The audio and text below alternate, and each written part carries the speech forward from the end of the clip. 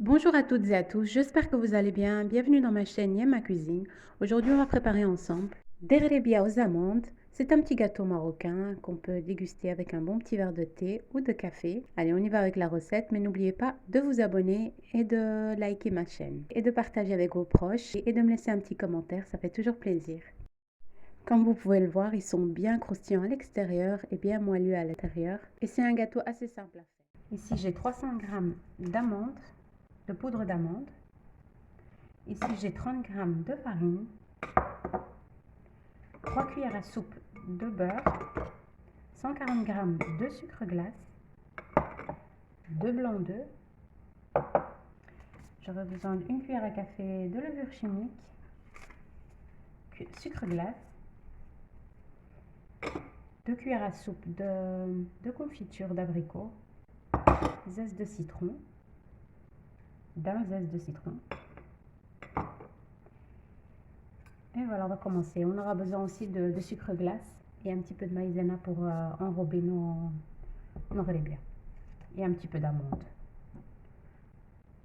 Ça, c'est pour la fin. Je vais mettre d'abord tous les ingrédients secs. Donc les 140 g de sucre glace, 30 g de farine, sucre vanillé, et une cuillère à café bombée de levure chimique, équivalent de 7 g plus ou moins. Le zeste d'un citron. Je vais mélanger tout ça. Mélanger tous mes ingrédients secs.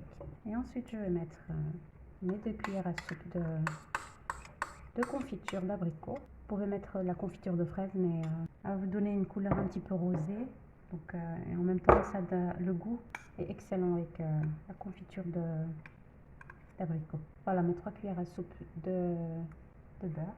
Et je ne veux pas mettre mon blanc d'œuf d'un coup, parce que chaque poudre d'amande diffère. Donc, il y a certaines poudres d'amande qui absorbent plus que d'autres. Je vais faire juste un... Voilà, j'ai presque mis tout. Et là, je vais utiliser mes mains. Voilà, si vous avez une pâte trop liquide, vous rajoutez un petit peu de poudre d'amande ou bien de la farine. Et voilà, je vais la recouvrir. Alors voilà pour la texture. Comme vous pouvez le voir, elle est un petit peu liquide, un petit peu molle. Mais vraiment, il faut qu'elle soit comme ça, un petit peu molle.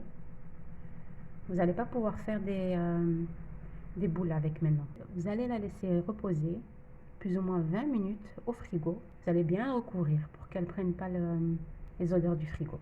Et vous allez voir qu'après elle va durcir et vous allez pouvoir faire des boules avec et votre gâteau sera parfait.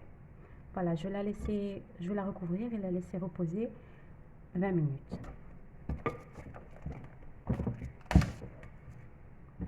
Et ensuite, je vais préparer un petit bol avec de la fleur d'oranger dedans, mon sucre glace et mes petites amandes pour pouvoir confectionner mes petites boules. J'ai retiré ma pâte à gâteau du frigo. J'ai laissé 20 minutes, même 30. Ici, j'ai des amandes pour la décoration. Et pour enrober mes boules de pâte, j'aurai besoin d'un petit peu de fleur d'oranger. Si vous n'aimez pas la fleur d'oranger, vous pouvez mettre juste de l'eau. Ici, j'ai plus ou moins 150 g de sucre glace. Je vais rajouter une bonne cuillère à soupe de maïzena. La maïzena, c'est le petit secret pour que vos rébiettes restent bien blancs comme ça avec le sucre glace par-dessus. Vous allez voir. Voilà, je mélange bien. Après quelques temps, la rébia, le sucre glace se retire par-dessus. Donc avec cette petite astuce de maïzena, ben, elle reste longtemps blanche comme ça. Un petit nuage. Alors voilà, je vais prendre un petit peu de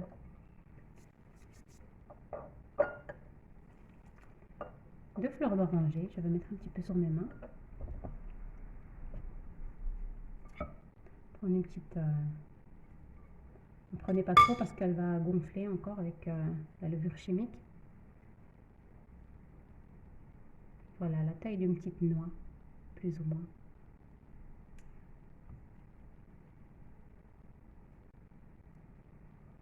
Et je vais la mettre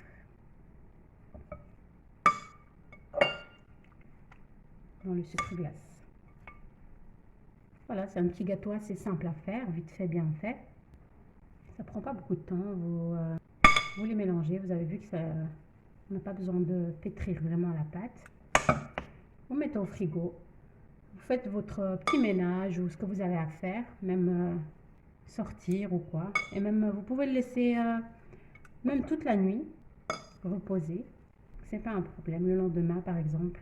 Le lendemain, vous les faites cuire ou le soir ou quelque chose comme ça. Il peut rester 24 heures au frigo. Donc,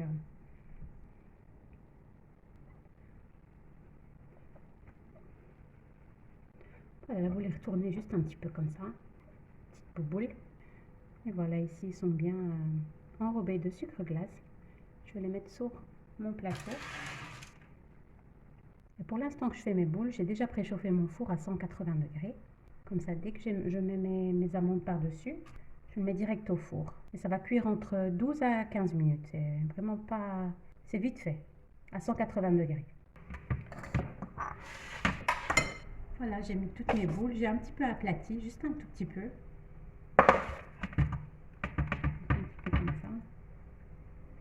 Je vais prendre une amande. Je vais un petit peu enfoncer.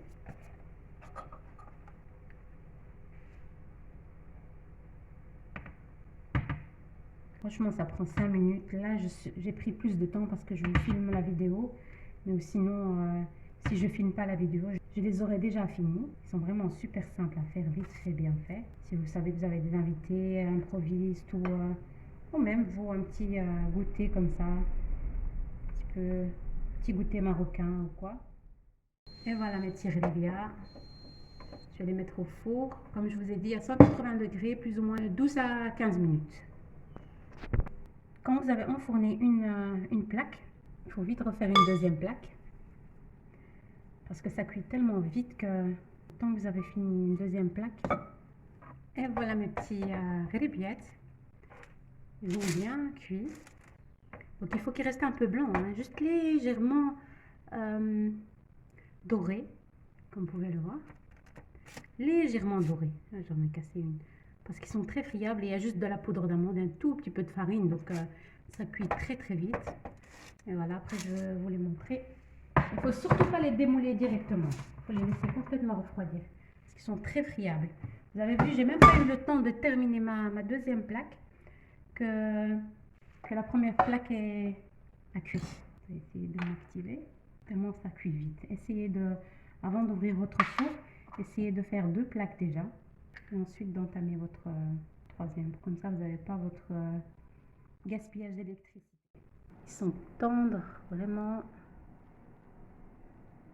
Comme vous pouvez le voir, ils sont excellentes. Un petit peu croustillantes à l'extérieur et à l'intérieur. Ils sont vraiment bien moelleux.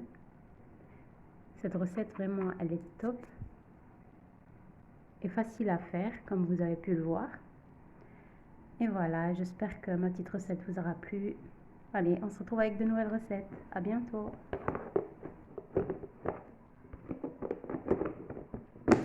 Voilà, les mettre dans une boîte bien hermétique. Et ils peuvent se conserver.